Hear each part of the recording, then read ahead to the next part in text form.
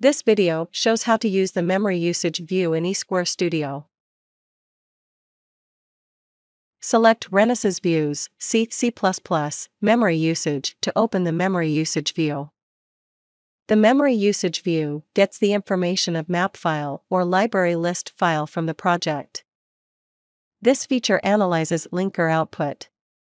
The RAM consumption rate and stack sizes are not measured dynamically during debugging.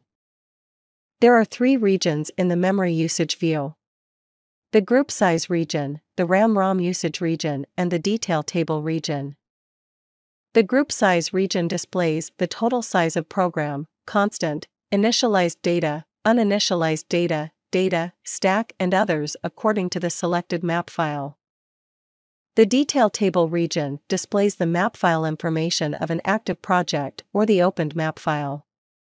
The RAM-ROM usage region displays used RAM-ROM sizes with consumption rate. It shows the current available memory space visually. If your project is not built yet, the window will show a prompt asking for a map file. Build your project. The current ROM and RAM usage for the project is displayed in the RAM-ROM usage region.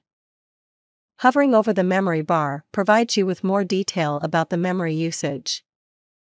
As long as the percentage is below 75%, the color of the memory bar will be green.